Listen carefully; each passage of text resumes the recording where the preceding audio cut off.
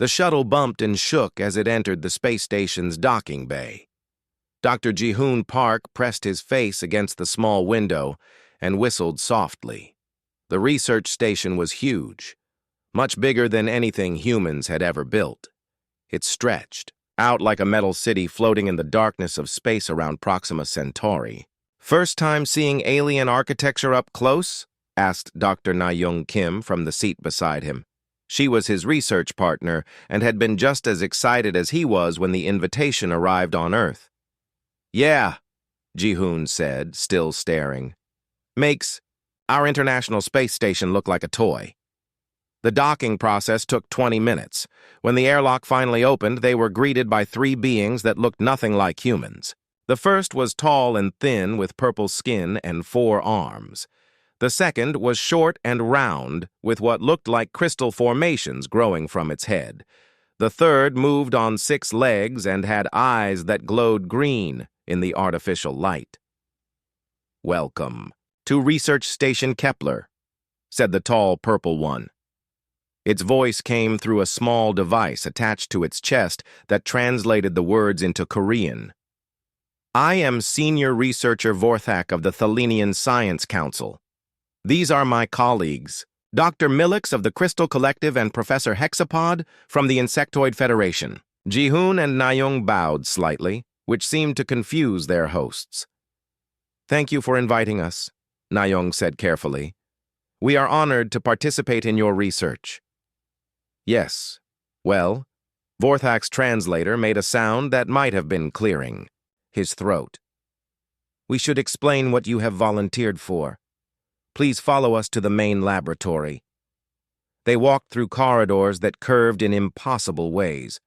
The walls were covered in symbols and displays that showed star charts and mathematical equations. Other alien beings passed by, some floating, others walking on legs or tentacles or things that Jihoon could not identify. The main laboratory was enormous. In the center was a sphere of light about 3 meters wide that flickered with images of stars and planets. Around it stood dozens of alien scientists, all focused on the display. "This," Vorthak said with obvious pride, "is the Extinction Protocol Simulation. It is the most advanced civilization survival program ever created." Jihoon walked closer to the glowing sphere. Inside the light, he could see tiny worlds spinning around small suns. Spaceships moved between them like ants. Cities rose and fell on planet surfaces. "What does it do?" he asked. Dr. Millix spoke up, its crystal formations glowing brighter. "It tests whether any species can achieve true long-term survival. We input the basic parameters of a young civilization on a single world.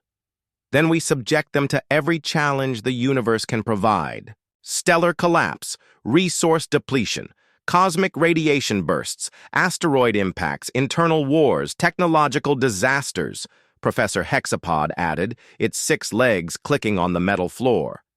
"Everything that has ever ended a real civilization." "And?" Na-Young asked. "And every species fails," Vorthak said simply. "In 1,000 years of testing, 847 different species have attempted this simulation. The longest anyone has lasted is 43,000 simulated years before total extinction." Jihoon raised his hand like a student in class. "What's the goal? I mean, what would count as winning?"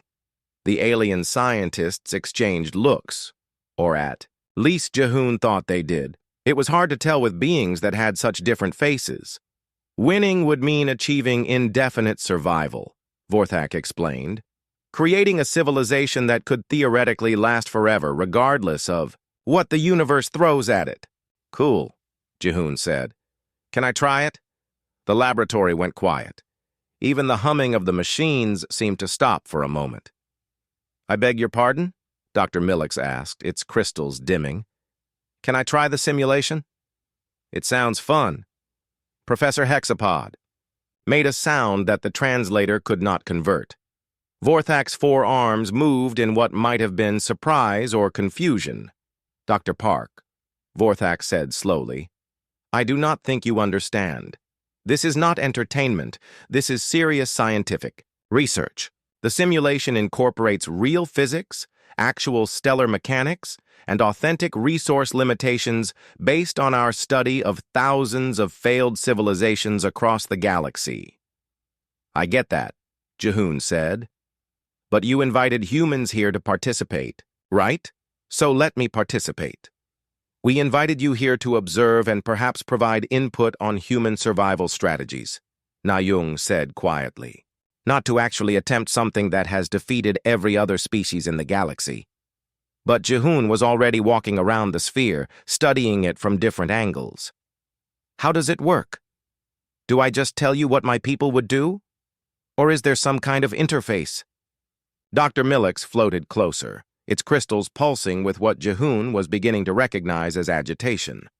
There is a neural interface that allows direct control of the civilization's development, but Dr. Park, you must understand the scope of what you are suggesting.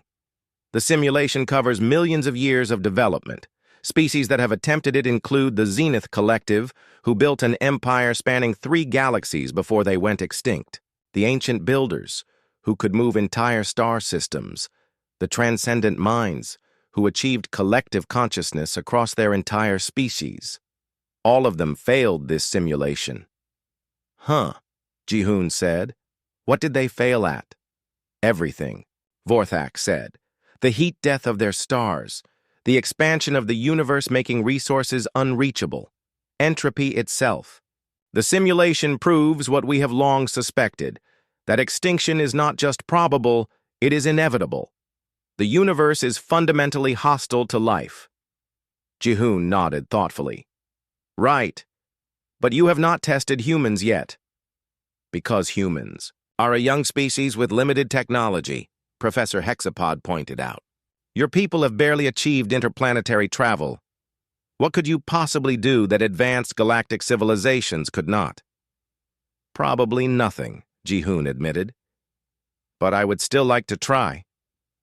I mean, what's the worst that could happen? I fail like everyone else and you get another data point. The alien scientists huddled together and spoke in their own languages. Jihoon could hear clicking, humming, and sounds like breaking glass. Finally, Vorthak returned to them. Very well, he said, but we want to make the parameters clear. You will start with a single world populated by early humans. Pre-industrial technology. No knowledge of space travel or advanced physics. You will face every extinction scenario that has ever occurred in the galaxy's recorded history.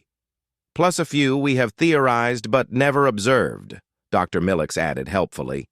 The simulation runs at accelerated time. You will experience millions of years of development in approximately 6 hours, Professor Hexapod said. Are you certain you wish to attempt this? Jihoon looked at Na-Young, who shrugged. It's your choice, she said. But remember that Earth is watching. If this goes badly, it might affect how the galactic community sees humanity. And if it goes well? Jihoon asked. It will not go well, Vorthak said firmly. The mathematics are absolute. Extinction is inevitable. Jihoon grinned. We'll see about that. 2 hours later, after the alien scientists had prepared the simulation parameters and explained the interface, Jihoon was seated in a chair surrounded by holographic displays. The neural interface felt strange against his skull, like tiny fingers touching his thoughts. Beginning simulation in 3, 2, 1, Vorthak announced. The sphere of light exploded into a detailed view of a blue-green world orbiting a yellow sun. On the surface, small groups of primitive humans gathered around fires, not knowing that their entire future now depended on the choices of a scientist from thousands of years in their future. Good luck, Dr. Park, Dr. Millix said. You will need it. Thanks, Jihoon said, studying the displays as the first challenges began to appear on his screens. But I have a feeling this is going to be more interesting than you think. The simulation had been running for exactly 7 minutes when Jihoon started to chuckle. It began as a small sound, barely noticeable over the humming of the machines. Dr. Nayung Kim looked up from her notes where she was recording the proceedings.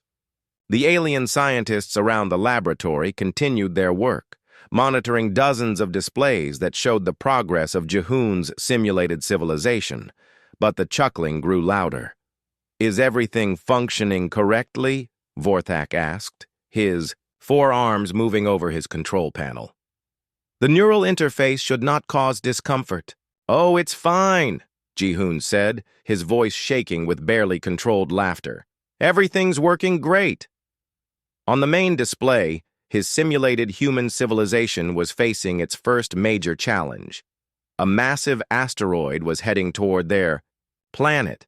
The impact would destroy most life on the surface and throw the world into a nuclear winter that could last for decades. "This is typically where most species begin to struggle," Dr. Millix explained to Na-Yung, its crystal formations, glowing softly. "The asteroid impact scenario has ended 63% of all previous attempts." That's when Jihoon burst out laughing. It was not a polite laugh or a nervous giggle. It was the deep, genuine laughter of someone who had just heard the funniest joke of their life. He doubled over in his chair, tears streaming down his face, while the neural interface continued to relay his commands to the simulation. The alien scientists stopped what they were doing and stared. "Dr. Park," Professor Hexapod said, its 6 legs clicking anxiously on the floor, "perhaps you do not understand the severity of the situation. Your entire civilization is about to be destroyed." "I know," Jihoon gasped between laughs. "It's just... You guys think this is hard?" On the screen, something unprecedented was happening. Instead of trying to stop the asteroid or hide from it, Jihoon's humans were doing something none of the previous species had attempted. They were preparing for it. Underground cities sprouted across the planet. Massive seed vaults were carved into mountainsides. Space-worthy escape pods were launched not to flee, but to mine the asteroid itself for resources while it approached. "What is he doing?" Vorthak demanded. "I think he's treating the asteroid as a delivery service," Na-Yung said, studying the displays with growing amazement. She was right. When the asteroid finally hit, Jihoon's civilization was ready. The surface cities were evacuated. The underground communities had enough supplies to last for generations, and the mining operations had stripped the asteroid of rare metals that would fuel their technology for centuries. "Your people are celebrating the impact," Dr. Millix observed, its crystals flashing in what might have been confusion. "Of course they are," Jihoon said, wiping his eyes. "Free minerals from space, plus an excuse to build really cool underground cities. It's like Christmas and moving day all at once." But that was just the beginning. The simulation threw solar flares at his planet. Jihoon's humans built magnetic chi field generators that not only protected them, but also harvested the energy from the flares themselves. Volcanic eruptions, geothermal power plants, ice age, controlled fusion reactors that could melt glaciers or create them depending on what was needed. Every disaster became an opportunity. "This is impossible," Professor Hexapod said, all 6 legs now clicking rapidly. "No species adapts this quickly to extinction events." "Mine does," Jihoon said cheerfully. "We've been doing this for 300,000 years. You guys should see what we did with the Black Death, or the Ice Age, or that time a supervolcano almost wiped us out. Good times." Dr. Na-Yung found herself explaining to an increasingly bewildered group of alien scientists. "Humans evolved on a very dangerous planet," she said. "We had to deal with constant threats. Predators, diseases, natural disasters, climate changes. We learned early that if you can't avoid a problem, you find a way to use it." "But these are extinction-level events," Vorthak protested. "They end civilizations." "Only if you let them," Jihoon said, still grinning as his simulated humans began their first interplanetary colonies. "The trick is not to see them as endings. See them as beginnings." The simulation accelerated. Jihoon's civilization spread across their solar system. then to nearby stars. When they encountered hostile alien species, they didn't fight them. They studied them, learned from them, and often ended up trading with them or hiring them as consultants. Your humans just made friends with the Devourer swarm, Dr. Millix announced in shock. The Devourer swarm has consumed 17 civilizations. They are pure destruction. Yeah, but they're really good at recycling organic matter, Jihoon explained. My people hired them to clean up some old battlefields. Win-win situation. More challenges appeared. Gamma-ray bursts from distant stars, the heat death of their sun, the expansion of the universe making resources harder to reach. Each time, the alien scientists expected to see the end of human civilization. Each time, Jihoon's laughter grew louder. You do realize your sun is dying, Vorthak said, as the simulation showed the human home star beginning to swell into a red giant. Yep, Jihoon said. Great excuse to build a Dyson sphere. My people have been wanting to try that for ages. A Dyson sphere. A massive structure that completely surrounded a star to capture all of its energy. It was theoretical technology that only the most advanced civilizations had ever attempted. Building a Dyson sphere requires resources from thousands of star systems, Professor Hexapod said. The logistics alone are really fun to figure out, Jihoon finished. My people love logistics puzzles. It's like the ultimate engineering challenge. By this time, more alien scientists had arrived in the laboratory. Word was spreading through the station that something unusual was happening with the human test subject. Representatives from a dozen different species crowded around the displays, watching in amazement as human civilization not only survived every challenge, but seemed to grow stronger from each one. I don't understand, said Dr. Kelthor, a reptilian, scientist who had just arrived. Every species we have tested sees extinction as defeat. Your humans see it as entertainment. Not entertainment, Nayong corrected. Challenge. Humans like challenges. The harder the problem, the more excited we get about solving it. But why? Dr. Millix asked. Why would any species enjoy facing destruction? Jihoon paused the simulation for a moment and turned to face the assembled aliens. His face was still flushed from laughing, but his eyes were serious. Because, he said, destruction isn't the opposite of creation. It's just another word for change, and change is how you grow. He turned back to the simulation and unpaused it. His human civilization was now spanning multiple galaxies, turning black holes into power sources and using the expansion of the universe itself as a transportation method. Besides, he added with another grin, we're just getting started. Wait until you see what we do when things get really difficult. The alien scientists exchanged looks of growing concern and amazement.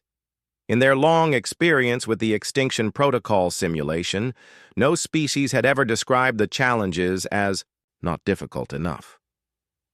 They were beginning to suspect that testing humans might have been a mistake. 3 hours into the simulation, the laboratory had become crowded with beings from across the galaxy. Word had spread through the research station's communication networks that something impossible was happening. A human was not just surviving the Extinction Protocol simulation, he was thriving in it. Professor Doyon Lee arrived on an emergency shuttle from the Galactic University. She pushed through the crowd of alien observers, her breathing heavy from rushing across 3 sections of the station. "Where is he?" she demanded in perfect galactic standard. Dr. Na-Young Kim pointed toward the center of the room where Jihoon sat surrounded by holographic displays. His simulated human civilization now controlled 17 different galaxies and had begun converting entire star clusters into computational matrices. "How long has he been running?" Professor Lee asked. 3 hours and 14 minutes, Vorthak replied, his forearms never stopping their dance across the control panels. His civilization has achieved technological milestones that we theorized were impossible, such as stellar engineering on a galactic scale, sustainable faster than light, travel, entropy reversal in localized space-time regions, Dr. Millix listed, its crystals now pulsing in steady rhythm. And he's doing it all while laughing. Professor Lee studied the displays with growing amazement. She had spent her career studying human behavior and psychology, but she had never seen anything like this. On the screen, Jihoon's humans were facing a new challenge. The simulation had generated a cascade failure scenario where multiple stars in their territory were going supernova simultaneously. It should have been catastrophic. Instead, the humans were positioning massive collection arrays around each dying star. "What are they doing?" asked Kethril, an ancient being whose species had been among the first to attempt the simulation millennia ago. "Harvesting the supernovas," Jihoon said, without looking away from his displays. "Each one releases more energy in 10 seconds than our sun produces in 10 billion years. My people are basically getting a free upgrade to their power grid." "But the radiation," Professor Hexapod protested. "The gravitational disruption, the stellar debris." "Great for materials science research," Jihoon replied. "Plus, the radiation drives some really interesting chemical reactions. My scientists are having a field day." Kethril moved closer to the displays, its ancient form trembling with something that might have been excitement or fear. "In all my cycles of existence, I have never seen a species treat destruction as construction." "That's because you're thinking about it wrong," Jihoon explained patiently. "You see a supernova as the death of a star. I see it as a star, finally, doing something useful. It's like, imagine you have a friend who's been saving money their whole life and never spending it. Then one day they throw the biggest party ever. You don't mourn the money they spent. You enjoy the party." Professor Lee found herself taking notes rapidly. "This is extraordinary," she muttered. "He's demonstrating anti-fragile behavior on a civilizational scale." "Anti-fragile?" Dr. Millix asked. "A concept from human philosophy," Professor Lee explained to the assembled aliens. "Most things are fragile, meaning they break under stress. Some things are robust, meaning they resist stress. But humans developed the concept of anti-fragility, which means getting stronger from stress." "That's impossible," Vorthak said flatly. "Stress causes damage. Damage weakens systems." "Not if you're designed for it," Jihoon said, his attention split between the conversation and his civilization's latest project, which appeared to be turning an entire galactic cluster into a massive computer. "Humans evolved on Earth. Earth tried to kill us pretty much every day. Ice ages, volcanic eruptions, asteroid impacts, predators, diseases, natural disasters. We didn't just survive all that. We got better at surviving because of all that." The simulation threw another challenge at him. This time it was something the alien scientists had never used before because no civilization had ever lasted long enough to encounter it: the heat death of the local universe cluster.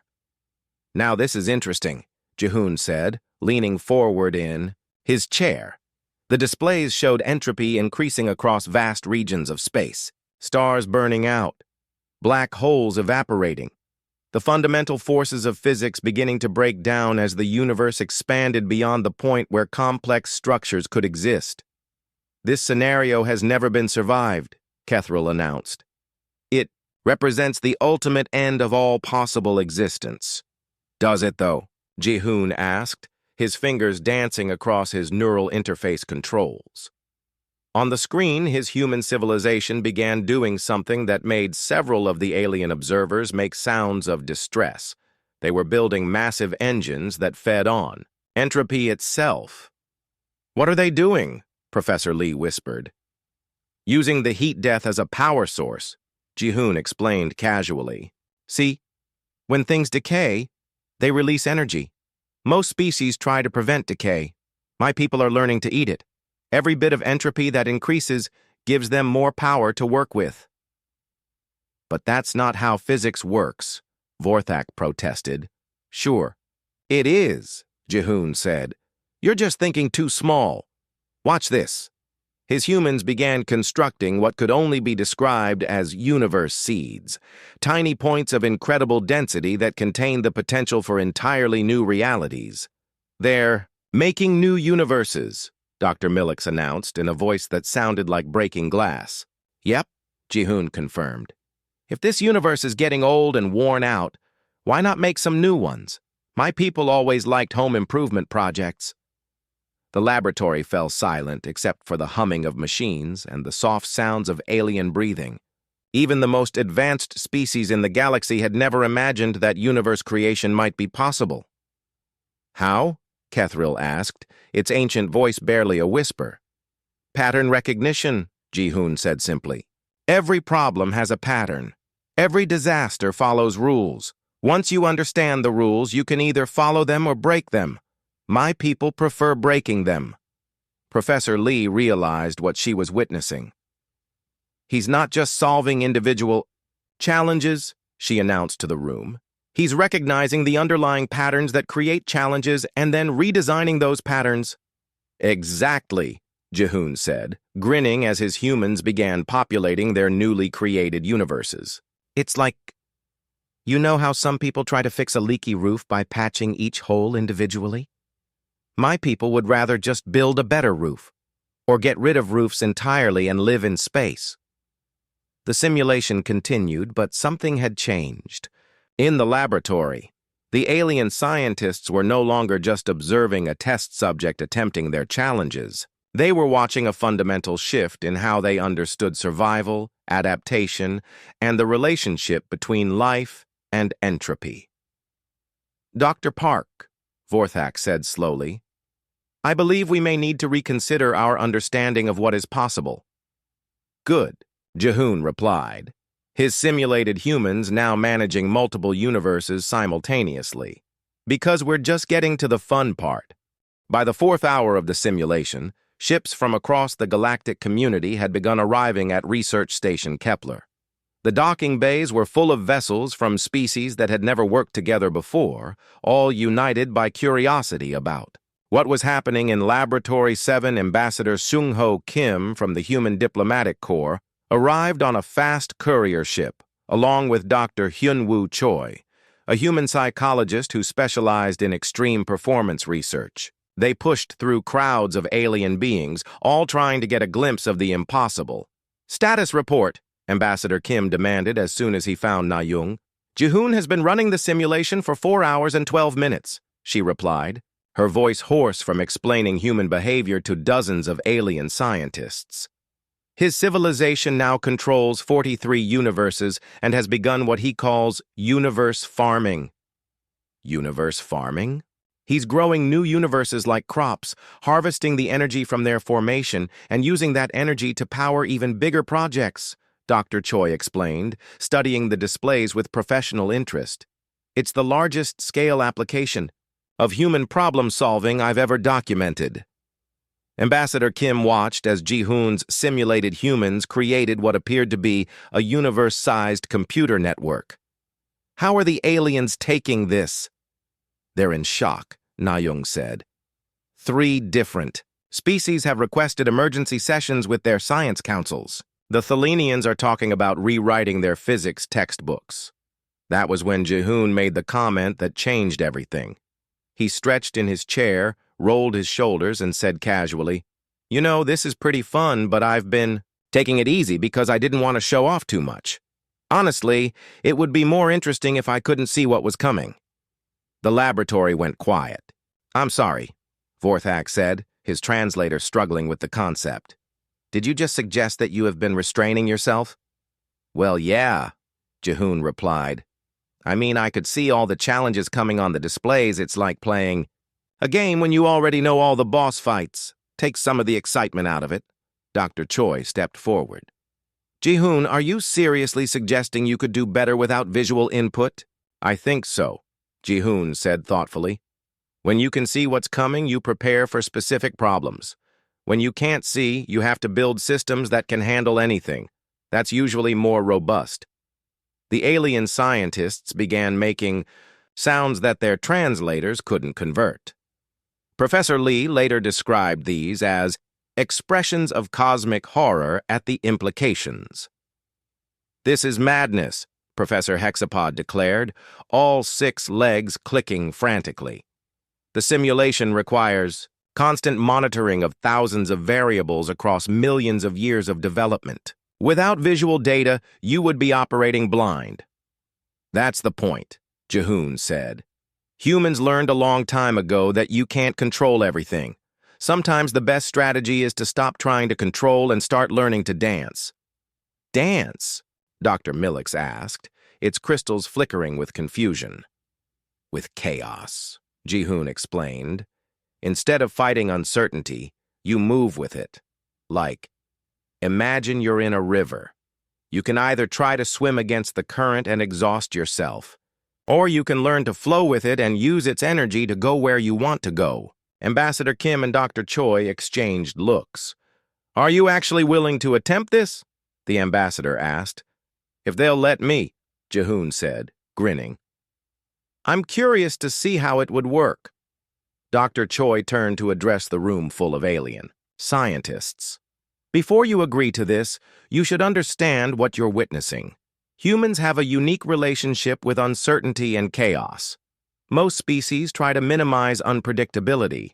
Humans often perform better when they can't predict. What's coming?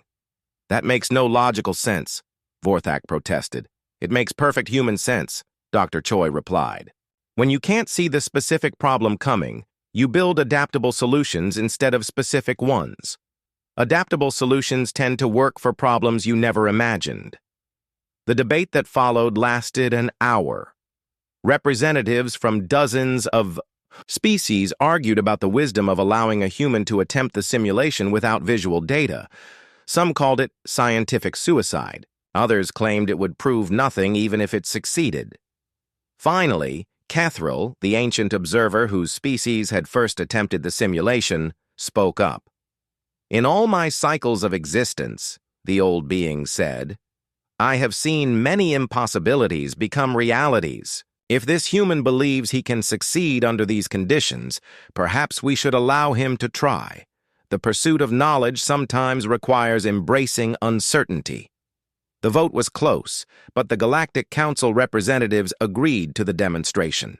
Dr. Yoonji Yoon, a human diplomat who had arrived with the second wave of observers, helped negotiate the terms.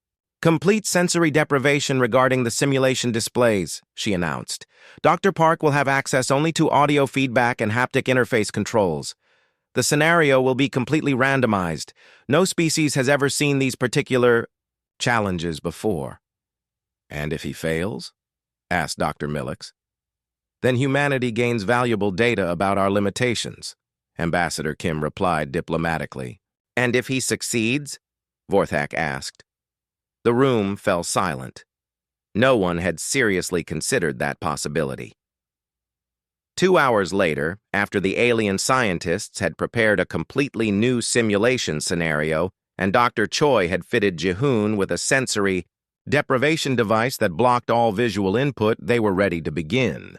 "You realize this is completely insane," Na-young whispered to Jihoon as the technicians made final adjustments to his neural interface. "Probably," he agreed. "But insane problems sometimes need insane solutions." "Can you really do this without seeing what's happening?" Jihoon was quiet for a moment. "You know how sometimes you can tell it's going to rain before you see the clouds? There's just something in the air, a feeling, a pattern you recognize without thinking about it?" "Yes. Every system has a rhythm," he said. "Every challenge has a heartbeat. I think I can feel the rhythm of this simulation. I just need to learn to move with it instead of against it." "Beginning randomized scenario generation," Vorthak announced. "Dr. Park, you will start with a primitive human civilization, facing completely unknown challenges. Are you ready?" Jihoon settled back in his chair, his hands resting lightly on the haptic controls. With the sensory deprivation device in place, he looked almost like he was sleeping. "Ready," he said. "Initiating simulation in 3, 2, 1. The displays around the room lit up with a completely new scenario. Even the alien scientists had no idea what challenges their randomized system had generated. But in his chair behind his blindfold, Ji-hoon smiled. "Okay, universe," he said softly. "Let's dance." What happened next would be studied by xenobiologists and philosophers across the galaxy for centuries. Working entirely through audio feedback and the subtle vibrations of his haptic interface, Ji-hoon began building a civilization that moved like water, flowed like music, and adapted like something alive. "First challenge incoming," announced Dr. Millix, reading from the randomized scenario displays. "Extreme volcanic activity across 70% of the planet's surface. Estimated civilization survival probability, 12%. The alien scientists watched their displays as lava flows consumed entire continents. Any normal species would have tried to evacuate, build shelters, or develop cooling technologies. Ji-hoon's humans did something else entirely. "They're moving toward the volcanoes," Professor Hexapod observed, his 6 legs clicking in confusion. "Of course they are," Ji-hoon said, his voice calm behind the sensory deprivation device. "The volcanoes are telling me where all the best mineral deposits are, plus free heating for their cities. Why fight geography when you can make friends with it?" His simulated humans built their civilization around the volcanic activity, using the heat for energy, the ash for agriculture, and the mineral wealth for technology. When the volcanic period ended, they had not just survived, but had developed advanced geothermal engineering. "How did he know to do that without seeing the volcanic patterns?" Vorthak demanded. "I could hear them," Ji-hoon explained simply. "Volcanoes have a rhythm. The ground trembles in specific patterns before eruptions. The temperature changes follow predictable cycles.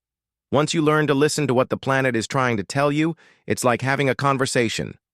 The simulation, through the next challenge, an ice age that covered 90% of the planet in glaciers. Again, Ji-hoon's response was unlike anything in the database. His humans didn't retreat to warmer regions or try to melt the ice. They embraced it. "They're building cities inside the glaciers," Dr. Choi announced, studying the displays with growing amazement. "The ice provides insulation, protection from radiation, and a steady water supply as it melts. Plus, it's really pretty," Ji-hoon added. "My people always liked good architecture." But the true impossibility began with the third challenge. Incoming. "Gamma ray burst from a collapsing star," Dr. Millix announced. "High-energy radiation will sterilize the planet's surface within minutes. This is typically an extinction-level event." The alien scientists prepared to record another failure. Gamma-ray bursts had ended more civilizations than any other single phenomenon. Instead, they watched Ji-hoon's humans do something that violated every principle of survival they understood. "They're spreading out," Professor Lee observed. "Not taking shelter, not building radiation shields. They're actually exposing themselves to the radiation." "What is he doing?" Catherall whispered. "Evolution," Ji-hoon said, his hands moving in complex patterns across his haptic controls. "Radiation causes mutations. Most mutations are harmful, but some are beneficial. My people are using the gamma-ray burst to accelerate their own evolution." Was biological suicide. It was scientifically impossible. It worked. The simulation showed human populations adapting to the radiation in real time, developing new organs that processed high-energy particles, new nervous systems that functioned in radioactive environments, new cellular structures that thrived on what should have killed them. "This is not how evolution works," Vorthak protested. "Evolution takes millions of years."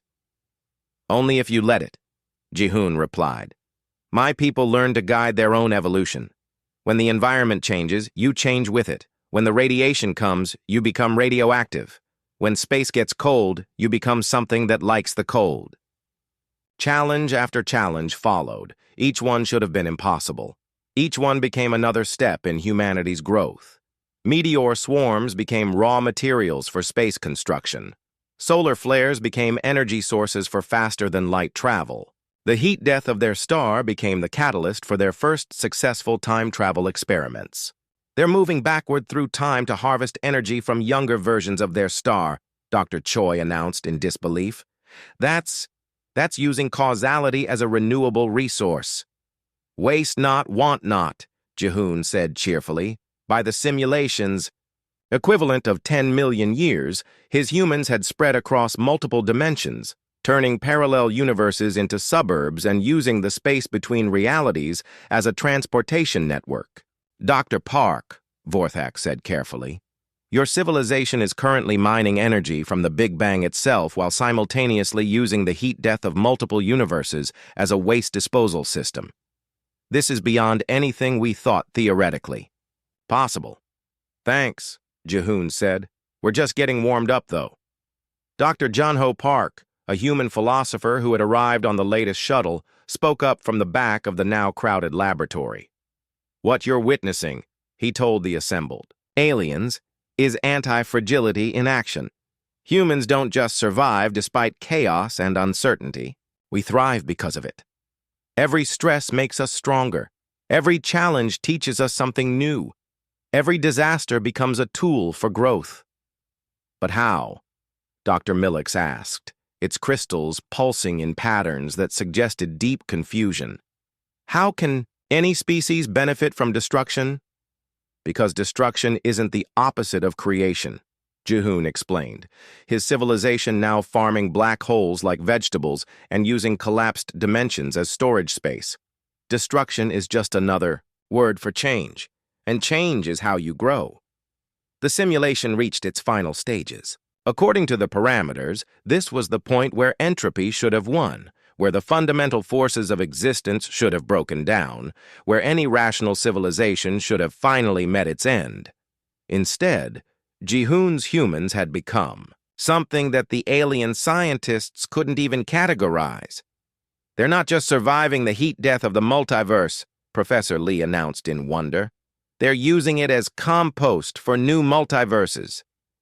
Recycling, Ji-hoon said simply. My grandmother always said nothing should go to waste. The simulation ended, not because his civilization had failed, but because the computers running it had reached their maximum processing capacity. Ji-hoon's humans had become too complex for the most advanced simulation system in the galaxy to contain. When the sensory deprivation device was removed and Ji-hoon opened his eyes, the laboratory was completely silent. So, he said, looking around at hundreds of alien faces staring at him in amazement and terror. How did I do? Vorthak's translator made a sound like choking. Dr. Park, Kethril said in its ancient voice, I believe you have just redefined what we consider possible. Cool, Ji-hoon said, stretching. That was fun. Can we do it again with different starting parameters? The silence that followed was broken only by the sound of several alien scientists fainting. 3 days after Ji-hoon completed the impossible, Research Station Kepler had become the most important location in the galaxy. Ships arrived hourly carrying scientists, philosophers, military strategists, and religious leaders from every known species. The Galactic Council had called an emergency session. The Extinction Protocol simulation, which had served as proof of the inevitability of death for over 1,000 years, had been fundamentally challenged by a single human who couldn't even see what he was doing. Ji-hoon sat in the station's main conference room, surrounded by beings whose ancestors had ruled star empires when humans were still learning to make fire. He looked remarkably relaxed for someone who had just turned the galaxy's understanding of existence upside down. Dr. Park, began Chancellor Vexatai of the Unified Species Council, a crystalline being whose voice resonated like struck metal, your demonstration has raised questions that go to the heart of how we understand survival, evolution, and the nature of existence itself. Okay, Ji-hoon said simply. We need to understand how you accomplished what you did, Vorthak continued. Every species in this galaxy has accepted that extinction is inevitable. You have suggested that this may not be true. It's not true, Ji-hoon replied. At least, it doesn't have to be. Dr. Min-ji Song, a human systems theorist who had arrived with the latest diplomatic mission, leaned forward in her chair. Perhaps I can explain the human perspective, she offered.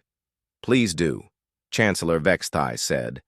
Humans evolved on what you would consider an extremely hostile world, Dr. Song began. Earth has experienced 5 major extinction events in its history. Ice ages that covered the planet in glaciers, asteroid impacts that blocked out the sun, volcanic eruptions that poisoned the atmosphere, diseases that killed most living things. This supports our position, interrupted Dr. Millix. Your world proves that extinction is natural. No, Dr. Song said firmly. Our world proves that survival is possible.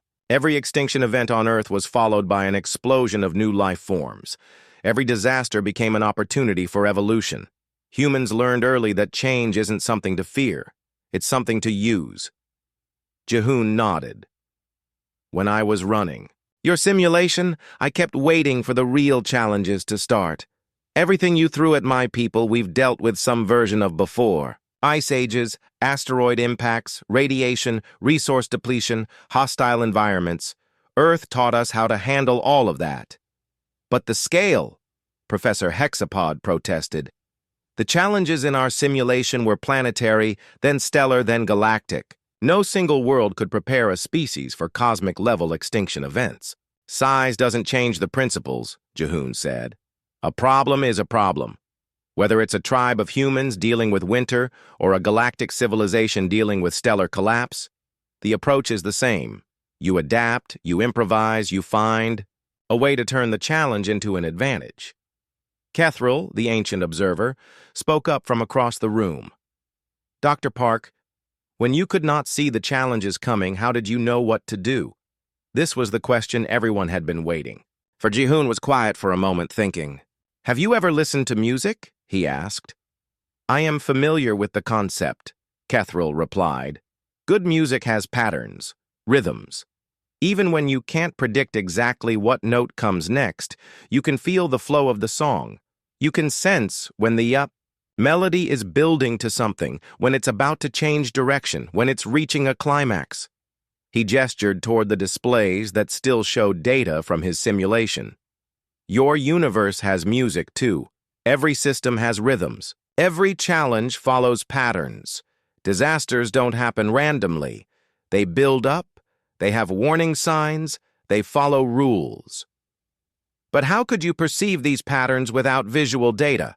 Dr. Song asked. The same way you can tell a storm is coming before you see the clouds, Ji-hoon replied. There are changes in air pressure, shifts in temperature, subtle sounds and smells. The universe is always sending signals about what's going to happen next. You just have to learn to listen. Chancellor Vexthai's crystalline form chimed softly. Are you suggesting that intuition is a valid scientific tool? I'm suggesting that pattern recognition is a survival skill, Ji-hoon corrected. Humans developed very advanced pattern recognition because we had to. Our ancestors who couldn't sense when a predator was nearby or when weather was changing or when food was getting scarce didn't survive long enough to have children. Dr. Choi, the human psychologist, added his analysis. What Ji-hoon demonstrated is what we call flow state.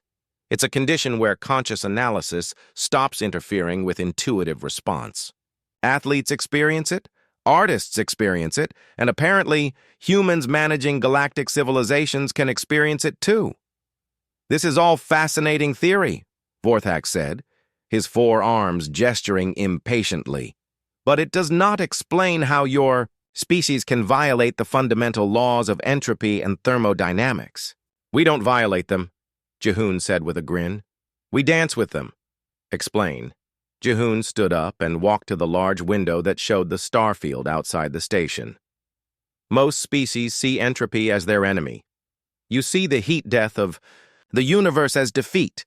You see the expansion of space as loss. You see the decay of matter as destruction. He turned back to face the room full of alien scientists. Humans see entropy as music. It has rhythm, it has patterns, it has flow. Instead of fighting against it, we learn to move with it. Instead of trying to stop change, we learn to surf change. But entropy leads to the end of all organized matter, Dr. Millix protested. In this universe, maybe, Jihoon acknowledged. But who says we have to stay in this universe? My simulated humans figured out how to use the death of old universes as raw material for new ones. Every ending becomes a beginning. The room erupted in discussion. Beings who had never spoken to each other were suddenly deep in conversation about implications, possibilities, and paradigm shifts. Chancellor Vexthai called for order. Dr. Park, the Galactic Council has a proposal for you. Okay. We would like to formally invite humanity to join the galactic community as the first designated anti-fragile species. We want to establish research partnerships, educational exchanges, and collaborative projects based on human approaches to survival and adaptation. That sounds great, Jihoon said, but I should probably check with my government first. Of course, we are also prepared to offer you personal positions at research institutions across the galaxy. Your insights into chaos theory, pattern recognition, and anti-fragile systems could revolutionize how we understand existence itself. Jihoon looked thoughtful. That's very generous, but I think I need to get back to Earth soon. Why? Vorthak asked. What could Earth offer that compares to the research opportunities available here? Jihoon's grin widened. Well, there's this new video game coming out next month. It's supposed to be impossible to beat. The developers claim that no human player will ever be able to complete it. The alien scientists exchanged looks of what might have been concern. Dr. Park, Dr. Song said carefully, you're not actually thinking of trying to beat an impossible video game after what you just accomplished here, are you? Why not? Jihoon asked. It sounds like fun. As the diplomatic discussions continued around them, Na-young quietly asked Jihoon the question that had been bothering her since the simulation ended. During the blindfolded run, she whispered, Could you really not see what was happening? Or were you somehow cheating? Jihoon looked out at the chaotic dance of stars, black holes, cosmic radiation, and quantum fluctuations that filled the space between worlds. The universe is always trying to tell you what's coming next, he said softly. You just have to know how to listen to its music. 6 months later, research stations across the galaxy had begun implementing what became known as human chaos theory in their experimental protocols. Species that had never questioned their assumptions about inevitability and limitation began exploring concepts like anti-fragility, adaptive resilience, and controlled entropy surfing. The Extinction Protocol simulation was retired, not because it was flawed, but because it no longer served its original purpose. Instead of proving that extinction was inevitable, it had become a training ground for species learning to dance with impossibility. And on Earth, Jihoon Park spent 3 weeks beating a video game that its creators had mathematically proven was unwinnable. When asked by reporters how he had accomplished this latest impossible feat, he just smiled and said, I listened to the game's rhythm and found where it wanted me to dance. The galaxy was still trying to figure out what that meant.